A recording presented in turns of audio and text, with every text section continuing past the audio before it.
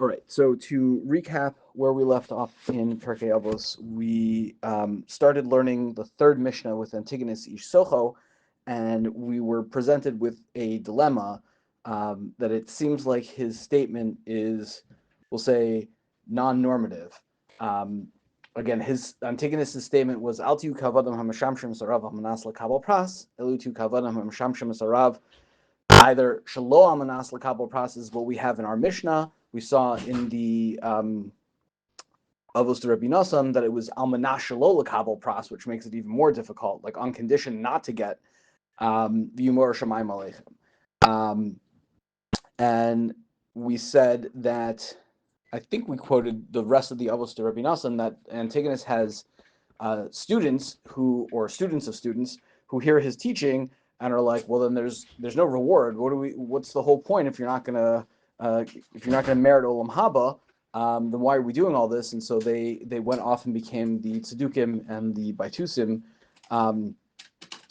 As just, I guess, sort of a parenthetical note, it seems interesting. That's very strange. Yeah, the tzedukim actually don't believe in eternal reward and punishment. So if anyone was going to become a tzeduk, it'd probably be Antigonus more than his students. But you would think they would leave and say, no, we're going to found a religion where they are completely all about reward.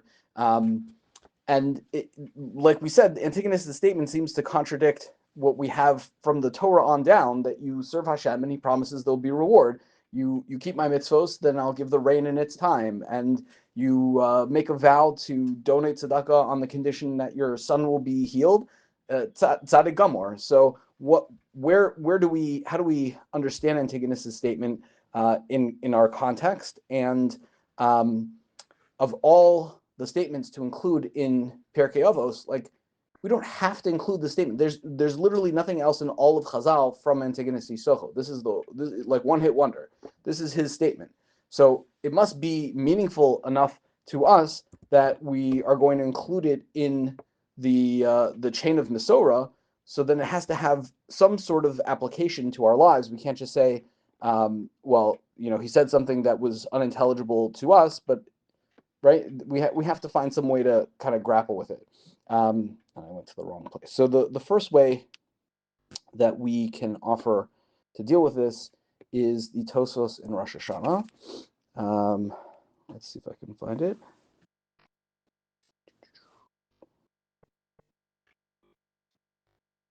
Okay, so the statement that I quoted to you, that a person says they're going to give charity on condition, ubishvil she'ezke bo l'chayim haba, or bishvil sheyichya b'ni, all of that, and a person who offers charity on condition for some sort of reward, harez tzadik gamor, that is a Gemara in Rosh Hashanah 4a. Tosos on the spot on Rosh Hashanah 4a makes the following assertion: bishvil sheyichyu b'ni, so that my child should live. Avos, in Mishnah Gimel in Avos, which is our Mishnah, it says Al tu kavadam hamashamshin sarava manas lakabel pras. Hainu. So that's our question, right? What's going on? Tosos's answer is astounding. Hainu bu'umos ha'olam. That statement of Antigonis of Sokho does not apply to Jews. That applies only to umos ha'olam shetoheim al harishonos. Because they're liable to, whatever. They're not necessarily going to be makir tov, and so we give them the option to do it shelo lishma, essentially.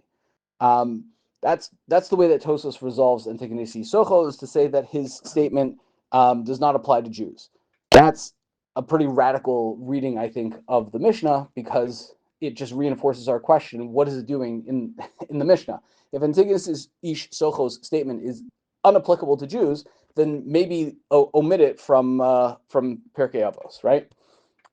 So that is option number one. The option number two is to the exact opposite radical extreme, and that is Rambam.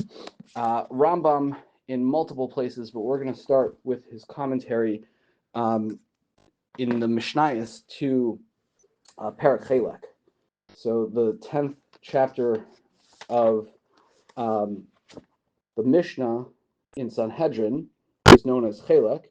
Kol Yisrael yesh lahem chelek l'olam haba. I'm going to sort of bounce around in Rambam over here, but in his introduction to the 10th parak in the Mishnayos, he writes as follows. There are all different groups.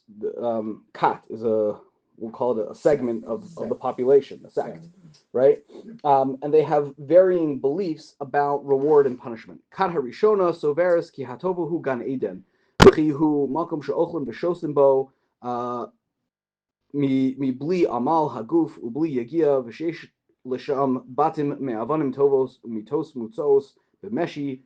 So these are the hedonists, right? Their idea of reward and punishment is that there is a Gan Eden where you get to live like, insert wealthy person here. That is the first group. Kat Shnia, and I'll sort of spoil it for you. All of these groups, says the Rambam, have no idea what they're talking about. Kat Shnia, Tizbor v'tachsho shahatova hamiyuchledes hu yemos hamashiach mehera yigale. The next group thinks that it's Yemos HaMashiach is what we're that's the time that we're aspiring to. V'chi ba'oso hazman yu b'nei adam kulam malachim kulam chaim v'kayomim la'ad v'yigviu b'komosam v'yirbu v'yatzmu ad sheyashuvu kol olam la'ad v'olam. You live forever and everything is wonderful here in this world, as opposed to Gan Eden. Kat Shlishis is that the Tova is shenikva tchias hamesim v'hu sheyichya adam achar moso. That everyone comes back at Tchias HaMesim, and that is the time that's the reward that we're hoping for. Kat Shvius, Revius, we're going to skip on and on. All of these, like I mentioned to you, Ram was not such a big fan of. And now he gives you a piece of educational advice that is as timeless as any I've ever seen. Simba Daitcha. Okay, let's imagine the following scenario, says Rambam. Kinar Katan, remember Rambam wrote the Perush HaMishnayos when I think he was about 20. Kinar Katan heviu etzel hamalamid. You have a little kid and you bring him to the Rebbe, Lalamdo Torah. V'zeu hatov hagadolo. And the best, objectively best thing for this kid is that he gets to learn Torah, right?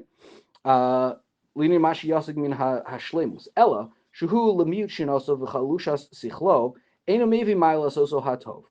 But the kid doesn't understand that learning Torah is the best thing for him. And he has no interest in toiling away at learning Torah. So what does the teacher need to do? Remember, the teacher is Yoser Sholim Mimenu Shizari Zoso. The teacher has to encourage this kid al halimud for the learning bidvarim shehem ahuvim etzlo lekatnus shinav, that you have to motivate him with something that the kid is going to want according to where he's holding in life, his age and his intellectual development. The Omer Lone say to the kid as follows: Kra, read from the Torah. Ten lecha egozim o te'enim. Ten lecha ma'at vash. Read the next pasuk, and I'll give you a lollipop or Laffy Taffy or whatever the candy du jour is. Those weren't the candies he was talking about. I tried to offer my kids those candies. They didn't want no good, huh? Right? But the point is, you're offering them like instant gratification, right? Instant, highly tangible gratification that they, immediate endorphin release. So why is the kid reading from the Torah? Not because he understands the value of the thing, but it's the carrot, right? He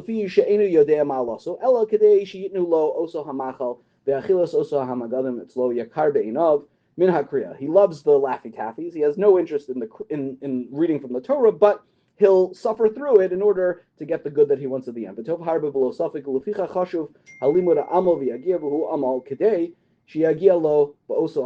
let's fast forward a little bit over here. So when the kid grows up a little bit and he's a little bit more intelligent, now the Rebbe has to pick something that kid doesn't get motivated anymore by lollies and Laffy Taffy. So what does he do?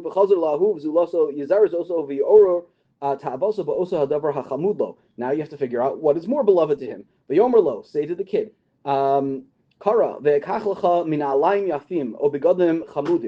if you read, I'll get you a Gucci bag, I'll get you designer sneakers, right? Now he's a teenager, so we've got to figure out what are the brands that are going to motivate him.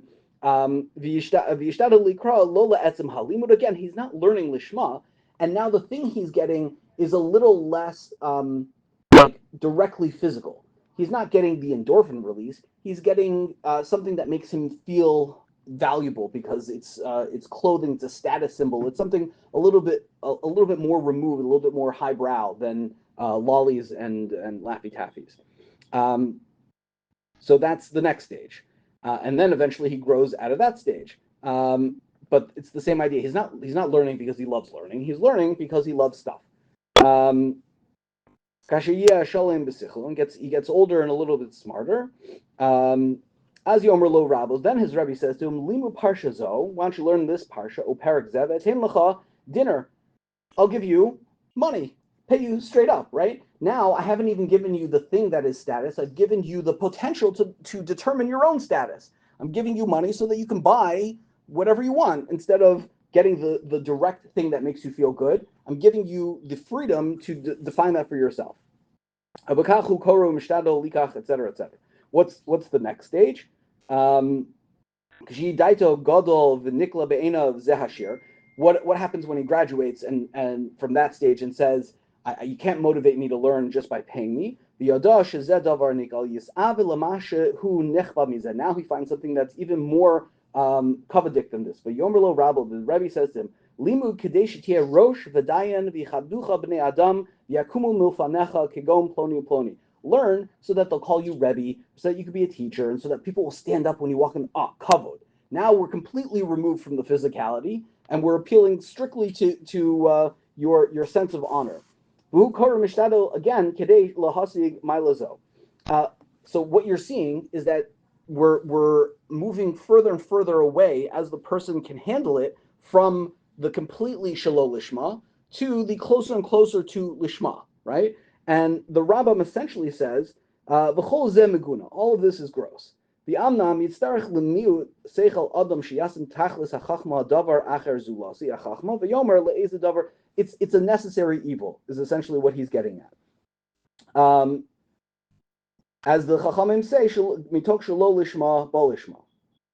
Klomer sheyasa hamitzos v'ilimu v'ishtadel b'torah lo lo'oso hadavar ba'atzmo ela b'shvil davar acher. So you're not going to start off by learning for the sake of learning, but you're going to start off on the sake of learning for something else, for some other reward, and eventually you'll get there. And that, says Rambam, I'll just skip a little bit more, is essentially what Antigonis of Sokho is trying to teach us. וכבר הזכרו חכמים על זה, גם כן, כלומר, שלא ישים האדם תכלס עבודת השם יסברך ועשייס המצוות בשביל דבר מן הדברים.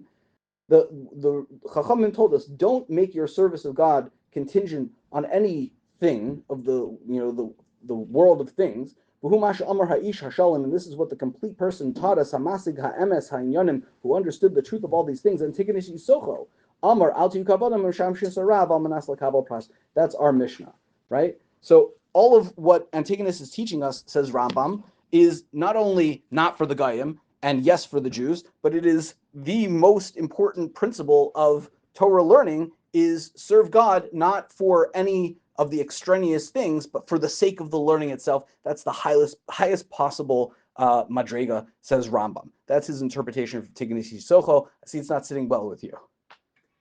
I think it's interesting to see the progression of where that goes. Mm-hmm. You start off with who was Antigonus's Rebbe? Shimon HaTzadik. Shimon HaTzadik. Yeah. Okay. By definition, it's Tzaddik. Okay. Okay. Who is Antigonus? Okay. He's the first Jewish scholar with a Greek name. Right. Okay. There are no other one. He's the first one who's called actually Antigonus, which of course is a Greek name. Yes. And he comes with this great concept of what you've just read. Mm-hmm. Who is Antigonus's Talmud? Yossi ben Yoezer and Yossi ben Yochanan. Who forms the Sedukim. No.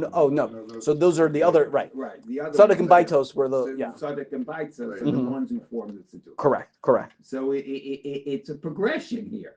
You take it attitude. You start with a Tzaddik, and the next generation, and then the next generation. Right. It's a slippery slope. I hear what you're saying, and I think Rambam even agrees with you. Meaning, what Antigonus. Oh, so let me get, I guess, to my humble interpretation. I think one of the points that you're making is very salient, and it's something that we've kind of omitted. We mentioned it previously, which is who's the audience over here. The audience, we've said this before, is not the layman, is not the farmer or the merchant. It is the creme de la creme. It's the rabbinic elite. And so Antigonus is not saying to the average person, serve God in this fashion, because like you're saying, and like Rambam, I think, would agree with you, the average person cannot hear this and necessarily deal with it, which is what happened to Antigonus' students. Some of his students became the next generation of the Avos, Yossi ben Yoezer and Yossi ben Yochanan. But other of his students heard this, misconstrued it, or didn't like it, and went off the derech. So it's for sure not for everybody. As everything in Avos is not necessarily for everybody. So I think that's your point, I think, is well taken, and I think that's the first important thing to mention. The second is that, and I don't think necessarily that Rambam knew this, but the term pras is actually a technical term. It doesn't mean, as we've been translating so far, reward or bonus or extra, but rather, as Meiri has it, and as some of the academics will tell you, it means your basic portion. It's what the servant is entitled to, like just for pure subsistence. The servant serves the master, and he knows he's going to get 3 square meals a day. That's his pras. So when Antigonis Ish Sokho is saying, he's saying, don't serve the master, in this case God, on condition of receiving even your basic needs. So that's a hard thing to understand. And it also makes me wonder, why does Antigonus even mention the servant? Just say, don't serve God on condition to receive reward. If you wanted to say like Rambam, al tu ovdim es Hashem, ella shalom and asla kabel pras. What's the whole servant mushal? So what I will offer to you is, I think what Antigonus is talking about is a servant who continues to serve the master even without expectation of receiving the basic needs, is a servant who is terrified of the master. It's a servant who, like in Maslow's hierarchy of need, the only thing that comes above like getting your belly filled is physical safety, right? The servant that serves the master even without expectation of anything is a servant who is terrified to do otherwise. And I think what Antigonus is telling us is what he essentially outlines at the end of his statement, which is v'yimor shamayim aleichem. If you want to be the elite, says Antigonus, and you want to really serve God in the best possible way, Yirah Shamayim is the absolute epitome of that. And Yirah Shamayim means Yira. It means actual fear and trepidation, and be willing to go without food because of how terrified you are of any other possibility. I can't conceive of not serving God, even if I get nothing out of it, because I'm so fearful of that relationship with Hashem. That's not Rambam. Rambam's mitoch shelo lishma ba lishma is really more of an Ava-centered approach, and he goes more into depth on exactly how that works at the end of Hilchos Tshuva, which we're not going to read because I think we're already over time. But I believe that's Antigonus' statement. That's it. Again, it's a high bar to place in front of anybody, and that's why some of his students couldn't accept it and left because of it. But I think that they left less because of the reward and punishment, and more of I can't function that way. There are some people that just, it's too hard, and especially for us in the modern world, people don't like to talk about Yiras Hashem. They love to talk about Avas Hashem, which is wonderful, but Yiras Hashem is also a thing. It's a very big thing. It's not a... Yeah, for sure it's a very big thing. But it's something that is not comfortable, and not everybody can live in that world of not being comfortable. And I think that Yira, that trepidation, is what Antigonus was advocating for. Just as a purely interesting quirk, because you were mentioning who else is named Antigonus. There's a 3rd generation Tana named Reb Chanina ben Antigonus, who lived during the times of Rabbi Akiva. I don't think he could even be Antigonus' son, because he's like hundreds of years later. But just as an interesting point, there are some other Antigonuses. He's the first. He's the first, and definitely the best known. So next time we will pick up, not actually with Mishnah Daled, we're going to do a brief excursus on Yochanan Kohen Gadol, which I think will be very timely for Hanukkah.